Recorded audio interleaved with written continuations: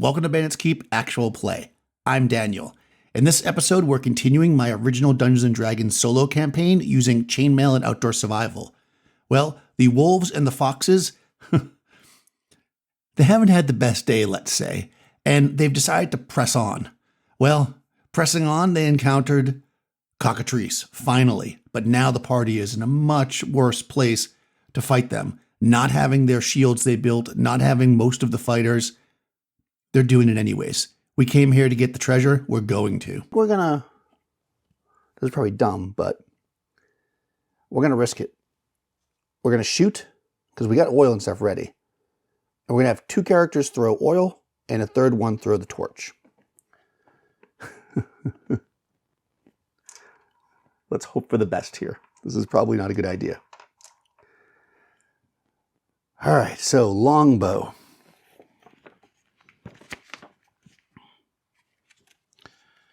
Longbow at short range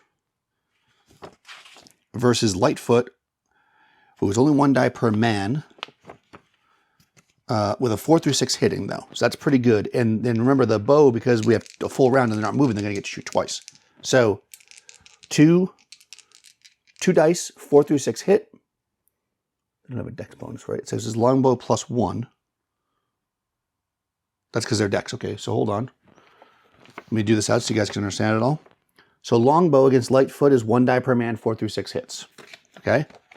Because they have a high, so 1 die per man, they're 2 men. Okay? 4 through 6 hits. They're in short range, so they get another die. They have a bonus to their dex. So they're rolling 4 dice here. 4 through 6s are hits. Oh, they got 4. 4 kills a cockatrice. So 1 cockatrice is down. That is beautiful. Now we're going to throw oil. They're within 30 feet. Okay. Flask of oil, strike on a 4 through 6. And 2 of them are throwing. And again, they're 2 dice. They're 1 die. So we're rolling 3 dice. 4 through 6 hits this cockatrice with oil. Okay, just 1. So it's hit with 1 vial of oil. That's good to know. And then this one is going to throw the torch. It has the exact same chance. So 4 through 6, it hits. He gets +1 to his attack. 4, okay. 1 vial of oil hits the cockatrice, as does the torch. So they go aflame, and for 1 to 3 rounds, they're going to take a dice of damage. So just for this first round. So this round, they're immolated. So that's 1 hit against them this round. Well, didn't do much, but it's the end of the first turn, or the first round. Because he didn't move, the longbow gets a second shot. 4 dice, 4 through 6 hit. If he gets 3 hits here, this cockatrice is dead. Yes. Exactly 3 hits. 1, 2, 3 hits. Kills the second cockatrice before they can react. Man, surprise has really hurt this party a lot, and finally, it worked to their advantage.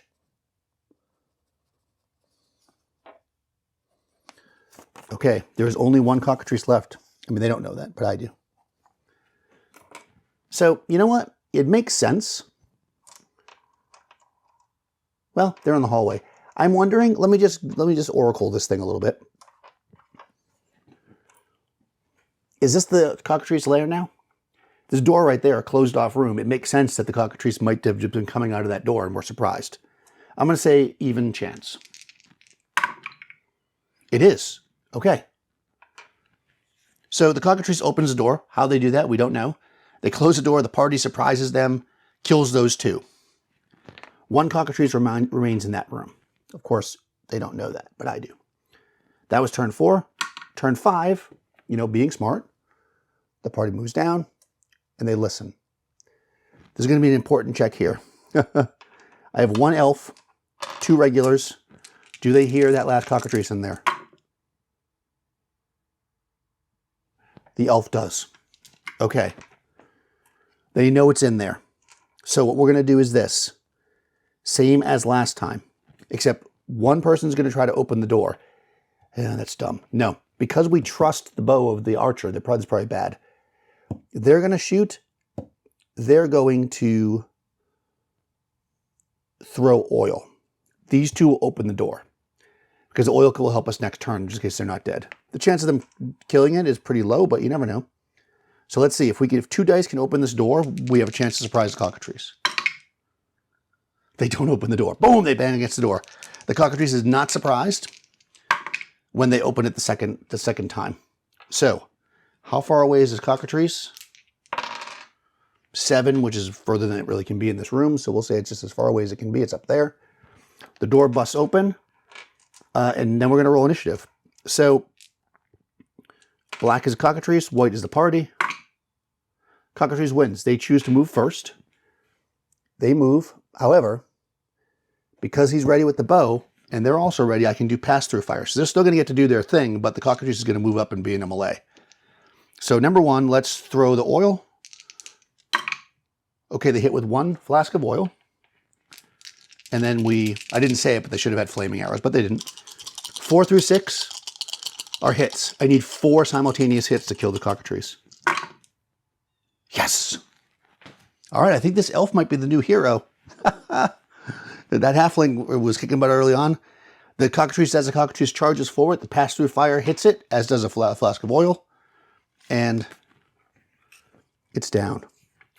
Which means this room has the remainder of the cockatrice treasure, which is a treasure map to a whole bunch of gems and stuff, as well as a potion and a scroll.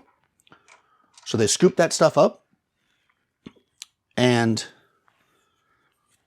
that will be turn 6, so they're going to rest here. So the question is, they spike the door shut. Is there an encounter? No. All right. They're in this room. Now they have to consider a lot of things. If they bring these maps back, they basically fulfilled the duty. They're done. But they've lost a lot of people here. And they know there's treasure. More treasure. They got it in their gut. There's treasure here. I think, and I didn't say it obviously, but, well, I guess we didn't. They threw oil.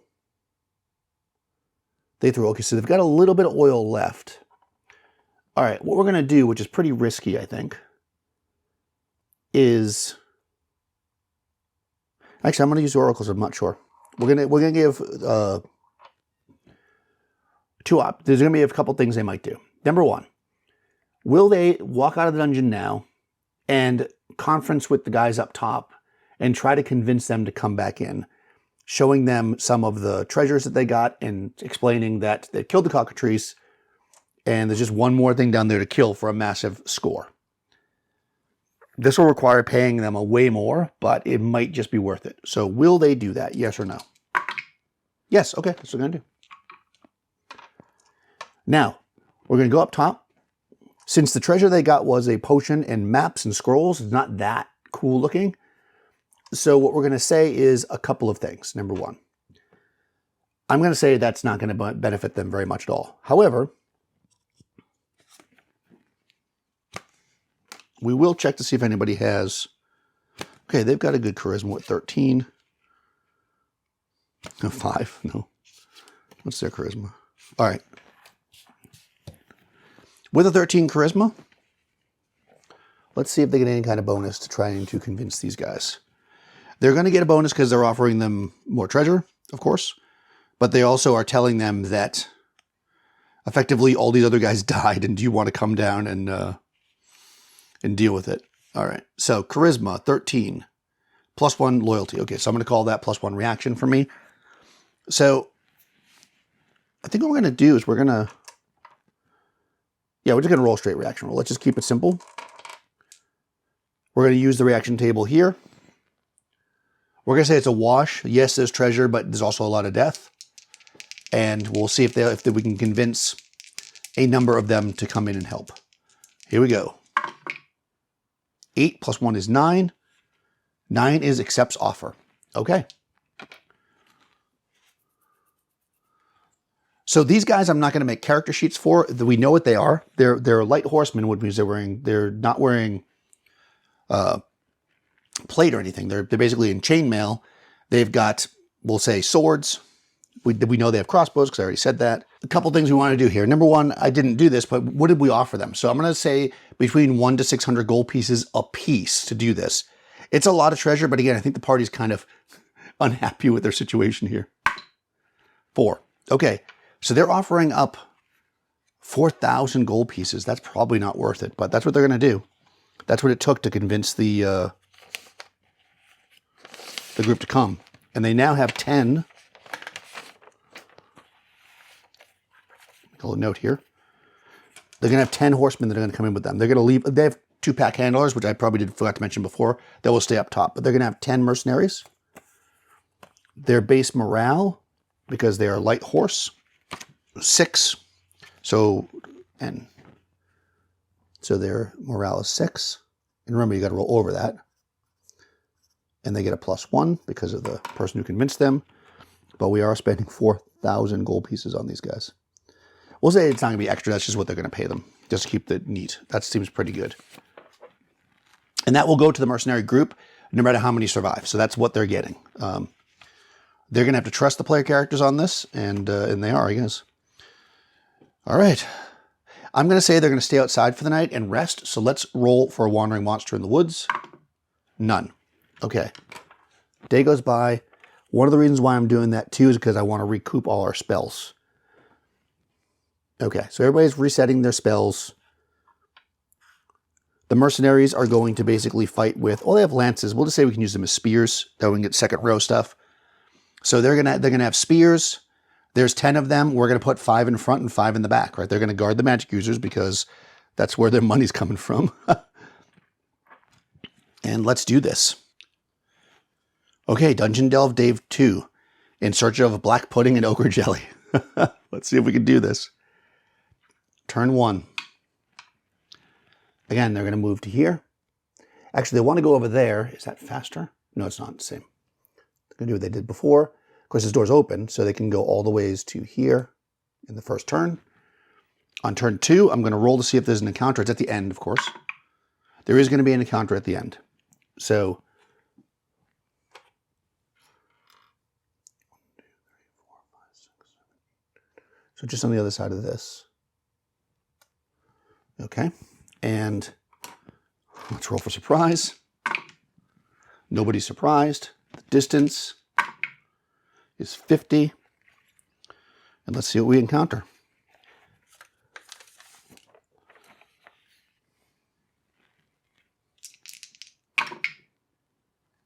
Nine, animal. Oh, man. This place is infested with animals. I guess they're getting experience points for fighting, but it's risky, and I'd rather get it for the treasure, if you know what I'm saying. 2. Centipedes. Okay, well, giant centipedes are not too much to mess with. Again, I do all the giant animals the same, and you can factor their hit dice just based on all kinds of things. Normal giant centipedes are like half hit die, quickie monsters. But again, these aren't the little guys. We'll treat them as big ones if we roll high on the hit dice. So, first of all, I could just say regular centipedes, but I feel like that would probably be not worth. I think we did that before. We used regular monsters and then we just closed the door behind him, which, might be fine. Let's are these giant centipedes, like giant centipedes? No. Okay.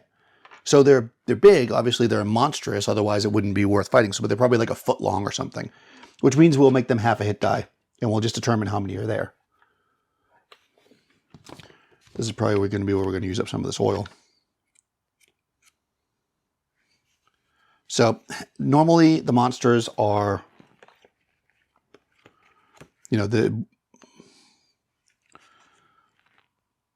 so large insects. Oh, actually, so I guess that would be large insects. So not small insects, but large insects. Large insects are animals, so it'd still fall into there. So 2 to 16 of them. I think the first time I used them, I rolled a higher number. Oops. 3. 6. Okay, so there's 6 giant centipedes.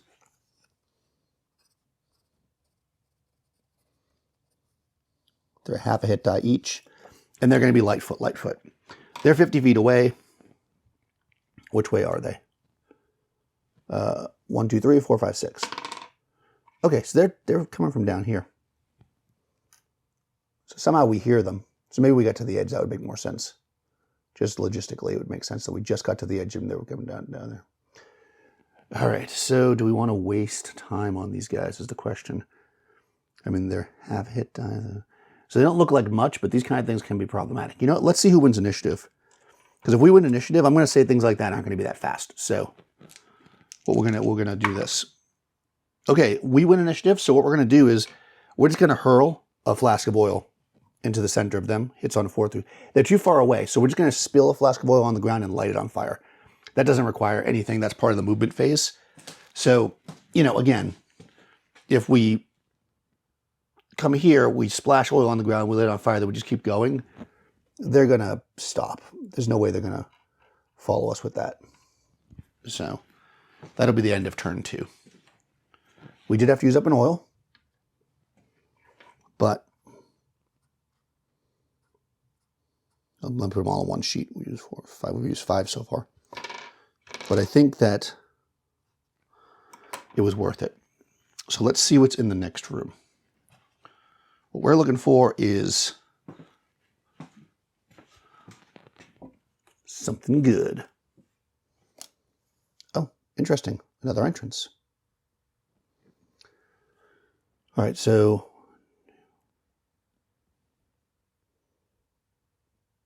we can just get to this door at the end of the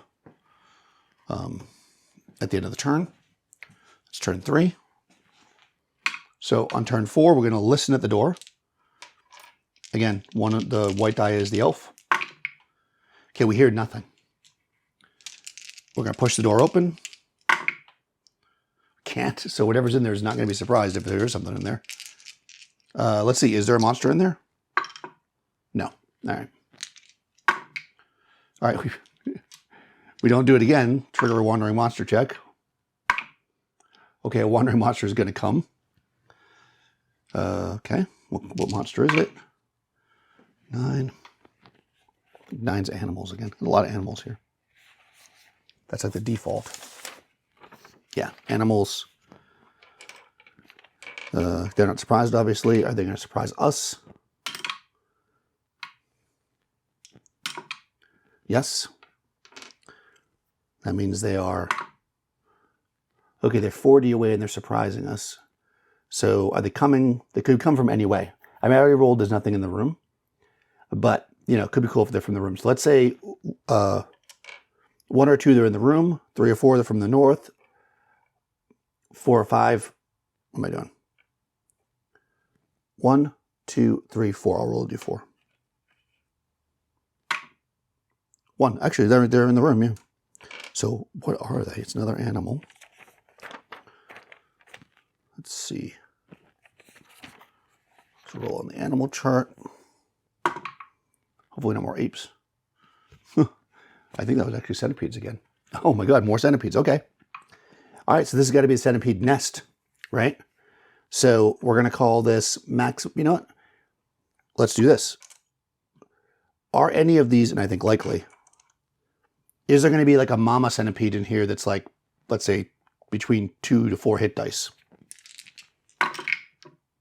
Yes. Okay. So we got our normal, regular giant centipedes. 8, 7, so 15 of them. And in addition to that, we're going to have, what did I say, 2 to 4 hit dice. So we'll roll a d3 plus 1. Okay, so 4 hit dice. So again, they're still going to be Lightfoot because, but it's 4 hit dice, you know, it's bigger, tougher. Okay, so they hear us clearly, and we kick the door open. Eventually, I'm assuming. Nope. Trigger another wandering monster. Nothing, okay. Go ahead, we just leave this door. There we go. We finally kick it open. They're not surprised, clearly. Are we surprised? No. All right, so we're ready because we figure whatever's in there is probably going to know we're here. So we kick the door open and we see a room infested with centipedes. Now, because this is a room, it's also going to have treasure in it. It's going to have... Oh, wow, okay. Yeah, there's a pile of gold there. So that's actually more than I have allotted, so it's the rest of it. they see mixed in these gross centipedes a pile of gold as they kick the door open. Of course, this is the centipede's home, so they don't want the player characters in here, so I'm not rolling a reaction on that. Let's roll initiative. Party goes first. All right, well, at this point, we're just going to have to go in there and start spearing them. So I think that what we'll do is we've got our, why bother, right? Putting ourselves at risk. These guys have spears. 3 guys can go by the door. We've done that before. So 6 with the spears. So 6 of them are going to come in the doorway, heavy foot. And they're going to attack the lightfoot centipedes. And the centipedes will move forward and attack them. And I'm going to say, because these centipedes aren't huge, they can just all attack, including the mama. They're just all going to move up and start trying to get all over these guys. Actually, I'll do her separately. So, heavy foot versus light foot. 1 die per man, 5 or 6 hits. We have 10 mercenaries. 5s and 6s hit. They're not like actual fighters, so they don't get a bonus. They just get this 1 hit die.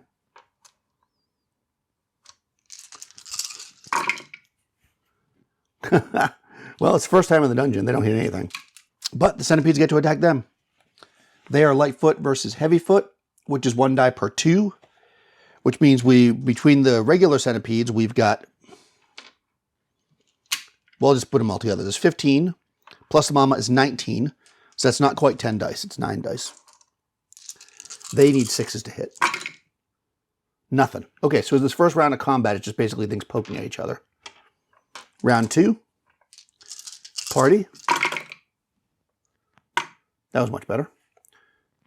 1, 2, 3, 4. Yep, 4 hits. They probably should just use a sleep spell, but I'm being cheap. Okay, so that leaves them with 15 divided by 2 is 7 dice now.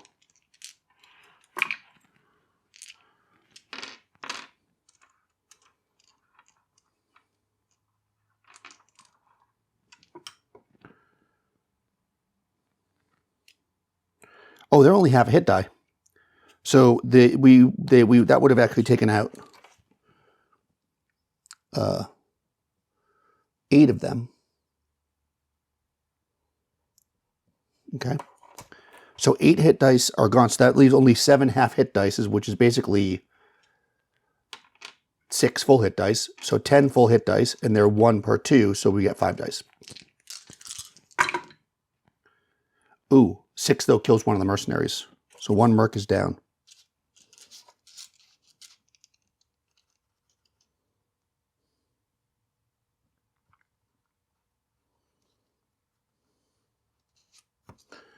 Okay. They will get this is all the same turn, so they get their return blow. Which again is 6 dice. 5s and 6 are hits. 1, 2, 3, which takes out 6 more of them.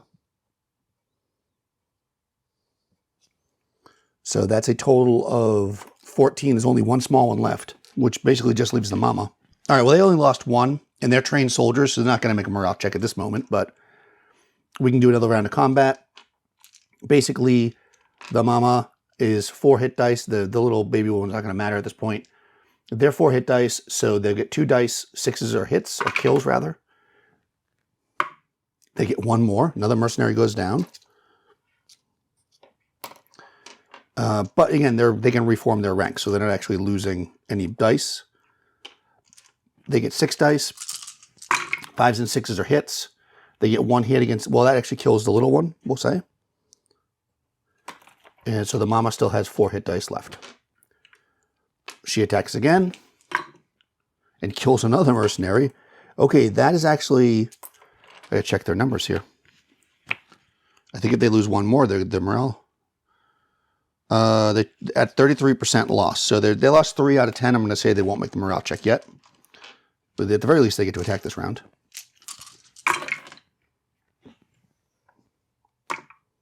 Okay, 1 hit against Mama, but she's still up. There's still 6 of them that can attack. She's attacking. Well, let me make them. I am going to make morale check. They got to beat a 6 and they get +1. Yeah, they're going to stay. They're mad. Not mad enough to kill too much, though. They got 1, 2 hits against her. So she's almost down. She gets an attack against them. Kills none. That was that round. Next round, she attacks again. She kills 1 more, which actually makes it exactly 6 of them left, to which they finish her. Okay. So we lost 4 mercenaries right there. They're not happy with that. However, in the room is 2,200 gold pieces. No, sorry, 1,400, because that's all that was left. So they come in the room and they collect up the gold on turn 5. And while we're in there, because I have an elf with me, I'm going to roll to see if I see that secret door, because if I do, there's going to be some treasure in there. 1 or 2, they see it. They do. Ha-ha! Okay, so all that's left in the treasure is some jewelry. So I'm going to roll on my jewelry table. 9, it's a D10. 2. Okay, they find a necklace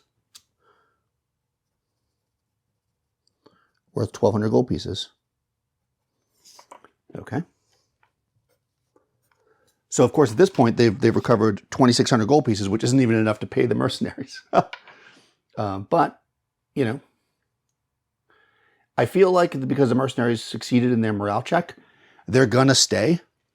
But I think I'm going to say that they are going to lose that +1, because that was the first combat. So, will they lose the +1 to their morale? No, okay, yeah, they're sticking with it, I guess. They got some treasure. And on turn 6, as we come out into the hallway, we're going to head down. Is there going to be a wandering monster? They actually have to rest on turn 6, so they actually stay there. So at the end of turn 6, in this room, they're going to be set upon by a wandering monster. I'm going to say they cannot be surprised, because they're literally in a room with no other entrances, and they're definitely guarding. So, is the monster surprised? Yes. Okay, what is it?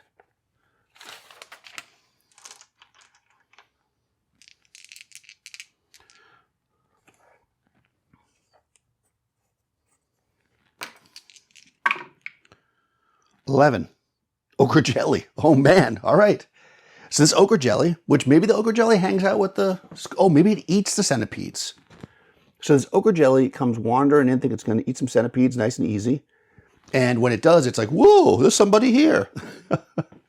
And the party is going to strike out at the ochre jelly. So the last time I did this, I hadn't factored out all these rules. So I'm going to actually go through how this ochre jelly operates. So all these jellies and oozes and stuff, I needed to figure out a system that I thought would really work for me. And this is what I've come up with. So I will read it to you, and then we will negotiate the combat. The only downside here for the party is that they are literally trapped in that room. Ochre jelly. Attack using abstract combat. 1 heavy foot per hit die. Any hit that does not kill the victim causes the ochre jelly to stick to armor and skin. From that point on, every round the ochre jelly delivers 1d6 hit points of damage automatically. Any attack against the ochre jelly automatically hits. Ochre jellies are only harmed by fire, 1d6 hit points per figure or attacker, or cold attacks. Any attack against the ochre jelly with weapons or lightning simply breaks it up. It has no mechanical effect. So in other words, when fighting oozes and jellies and stuff, we use the hit point system. So what I need to establish is how many hit points this ochre jelly has. So ochre jellies are 5 hit die.